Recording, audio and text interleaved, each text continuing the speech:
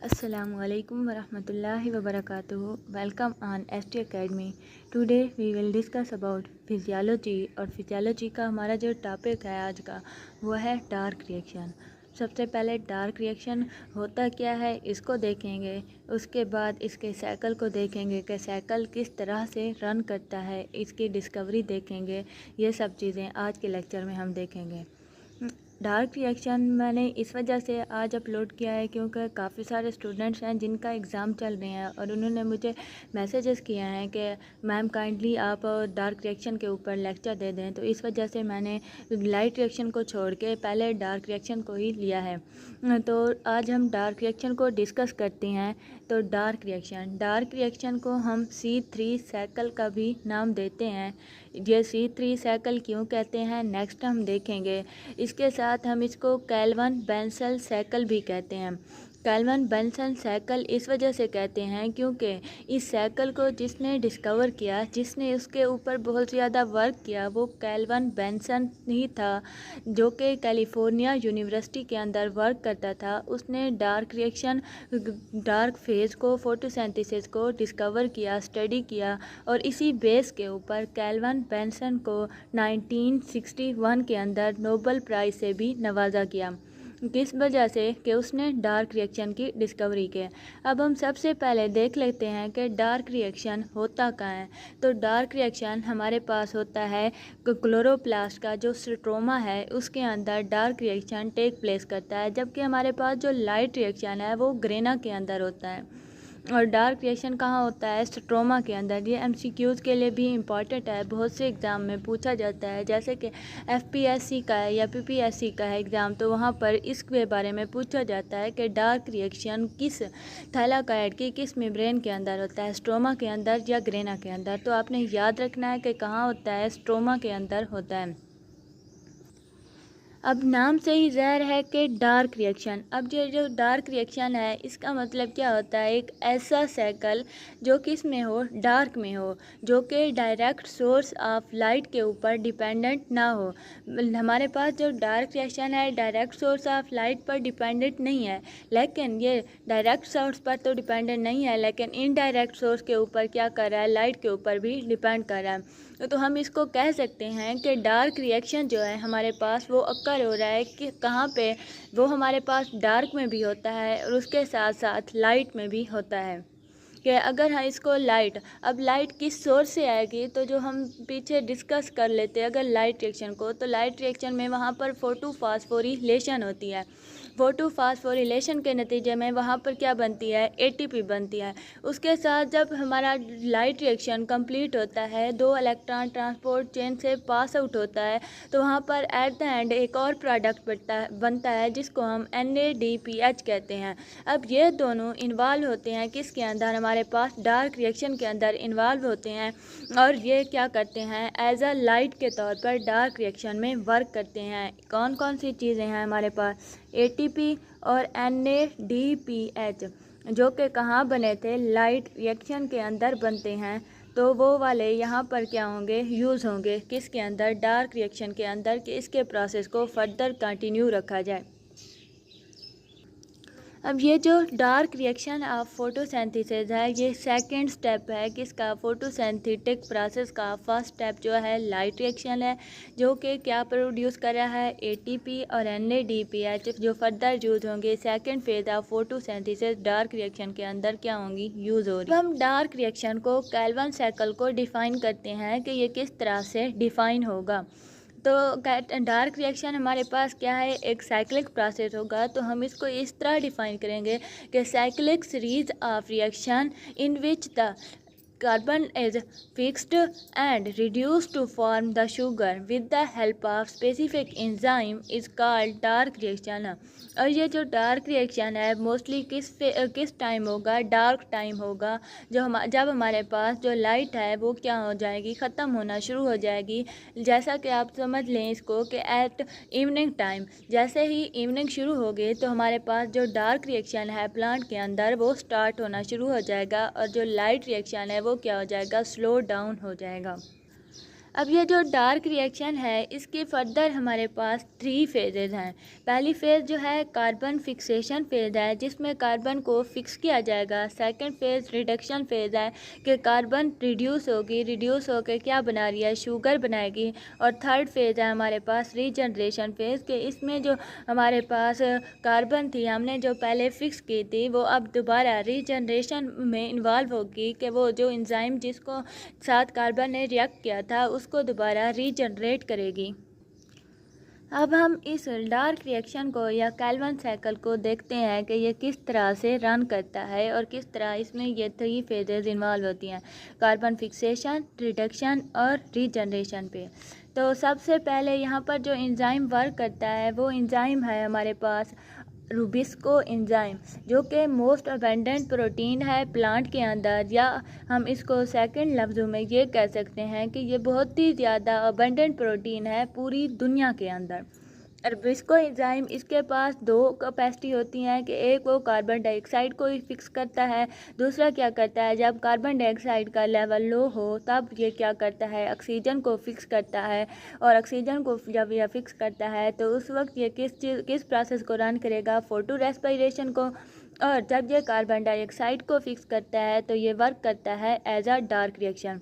तो यहाँ पर जो फर्स्ट हमारे पास मॉलिक्यूल इन्वॉल्व होगा वो क्या है, राइबोलोज 1,5 बिसफॉस्फेट, जो कि हमारे पास एक कीटो शुगर है। यहाँ पर आप सेकंड ग्रुप देख सकते हैं कि यहाँ पर राइबोलोज 1,5 बिसफॉस्फेट, इसके साथ 3 कार्बन डाइऑक्साइड के मॉलिक्यूल कंबाइन होंगे, साथ में 3 वाटर के मॉलिक्यूल, और वाटर के मॉलिक्यूल में से 6 हाइड्रोजन रिमूव हो जाएंगे। रूबिस्को एंजाइम एक्ट करेगा और एक्ट करके क्या कर रहा है, ये 3 कार्बन डाइऑक्साइड को यहाँ पर फिक्स कर देगा, किसके साथ, RuBP के साथ।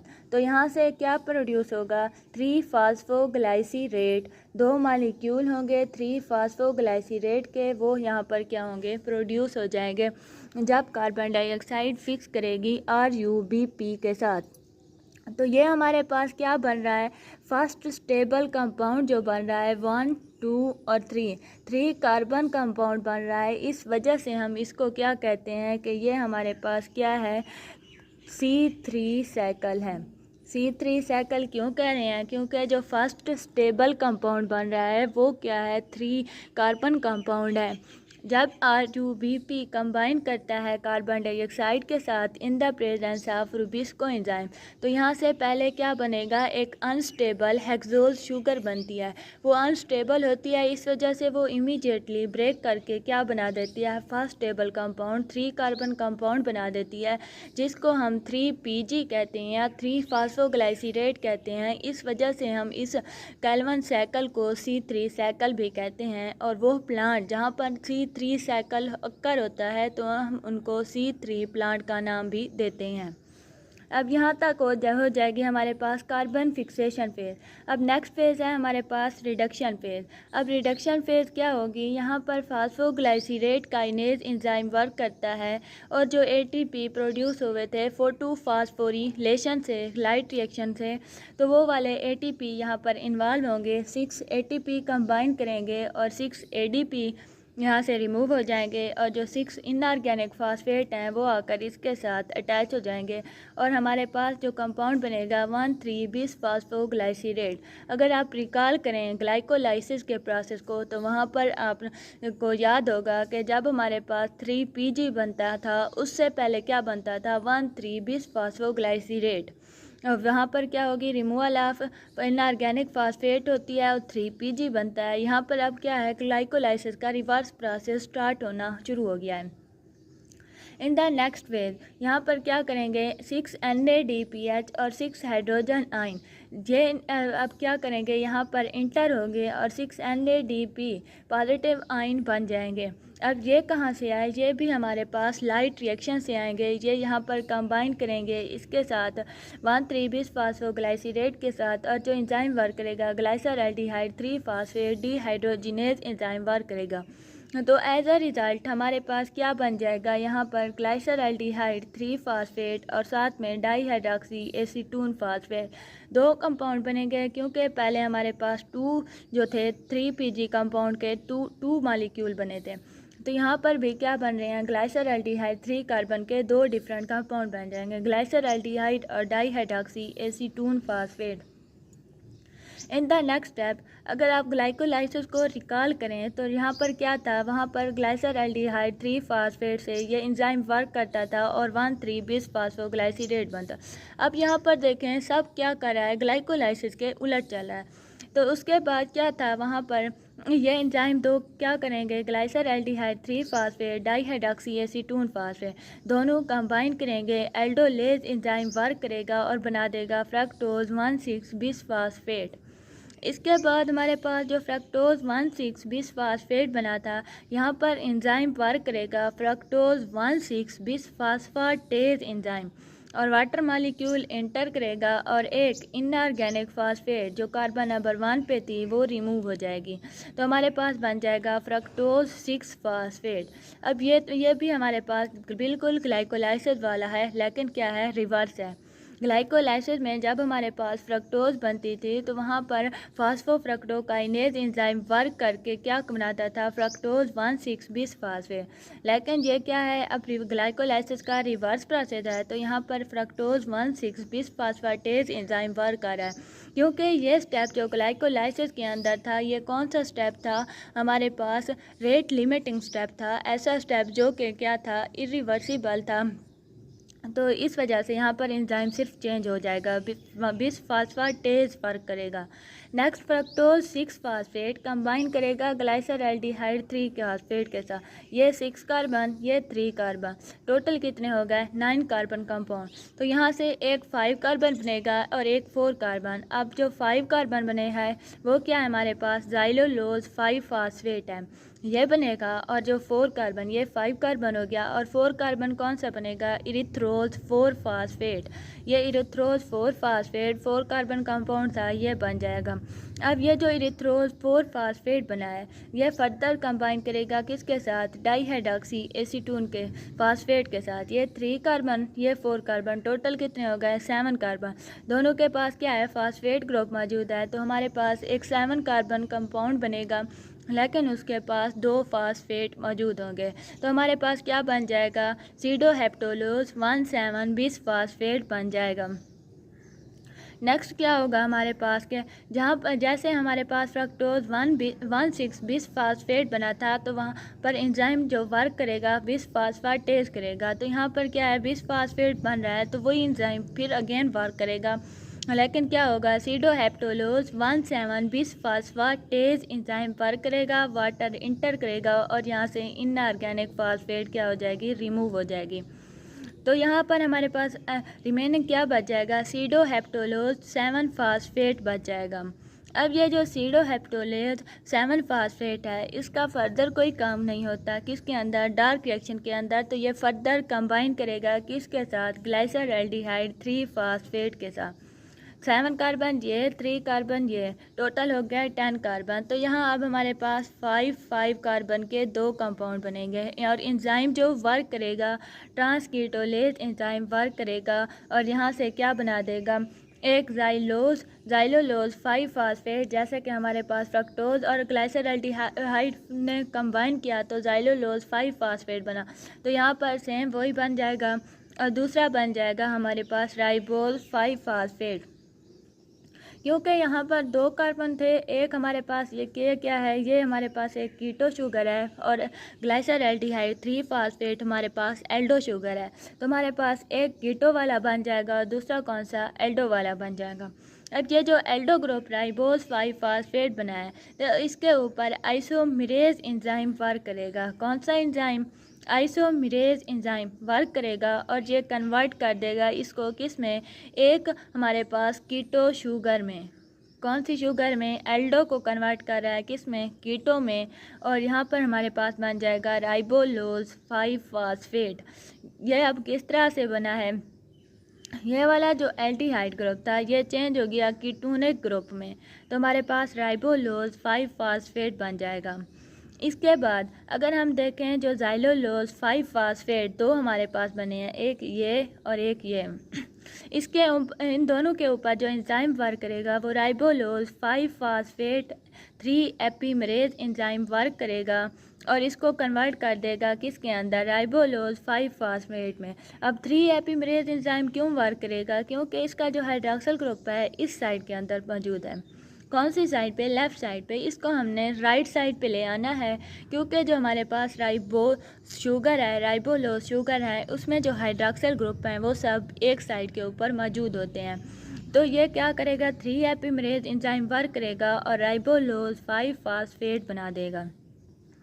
अब ये जो राइबोलोज 5 फास्फेट 3 एपीमरेज है, इसके ऊपर फिर फर्दर एंजाइम वर्क करेगा फास्फोरिकाइनेज। यहाँ पर फिर हमारे पास ये 3 थे राइबोलोज 5 फास्फेट के 3 कंपाउंड, 1 2 और ये क्या है हमारे पास 3 है। तो इस वजह से यहाँ पर 3 ATP फिर फर्दर इंटर होंगे और इंटर होने के बाद क्या बना देंगे, 3 ADP बना देंगे और हमारे पास दोबारा रीजनरेट हो जाएगा कौन सा, RUBP या राइबोलोज 1,5 बिस फास्फेट यहाँ पर फर्दर रीजनरेट हो जाएगा किसके साथ, जब राइबोलोज 5 फास्फेट जो है वो क्या करेगा, ATP के साथ कंबाइन करेगा तो रीजनरेशन होगी। अब क्वेश्चन ये रेज होता है कि यहाँ से जो हमने बोला कि शुगर बनेगी, तो शुगर कहाँ से बन रहा, जब कैल्विन साइकिल 1 टाइम रन करेगा तो उस वक्त क्या होगा कि ग्लाइसरल्डिहाइड 3 फास्फेट का एक मालिक्यूल आउट हो जाएगा पूरे साइकिल से और वो क्या करेगा, इन्वॉल्व होगा शुगर बनाने में। जब दूसरा साइकिल फिर रन करेगा कैल्विन साइकिल से, वहाँ से फिर फर्दर G3P का मालिक्यूल रिमूव होगा। अब एक पहले रिमूव हुआ फर्स्ट साइकिल में, अब दूसरा रिमूव हो जाएगा, तो 2 जब G3P कंबाइन करते हैं, 3 कार्बन कंपाउंड है ये भी 3, तो यहाँ से 6 कार्बन वाली शुगर बन जाएगी। तो हमारे पास क्या है, यहाँ से एक ग्लूकोज का मालिक्यूल बन जाएगा। ग्लूकोज का मालिक्यूल उस वक्त जनरेट होता है जब कैल्विन साइकिल 2 टाइम रन करेगा। तो इस तरह हमारे पास एक कैल्विन साइकिल कंप्लीट हो जाएगा और हमारे पास क्या बन जाएगा, एक ग्लूकोज का मालिक्यूल बन जाएगा। अब हम देख लेते हैं कि इसका ओवरऑल रिएक्शन क्या होगा। ये तो हमने साइकिल के तौर पर पढ़ लिया है, देख लिया है। अब इसका ओवरऑल रिएक्शन किस तरह से होगा, तो इसको आप इजीली याद कर सकते हैं किससे, कैल्विन का कोना। अब को से मुराद कार्बन डाइऑक्साइड, N से मुराद NADPH और A से मुराद ATP है। अब इसको नंबर 1 दे दें कार्बन डाइऑक्साइड को, NADPH को 2 और ATP को 3।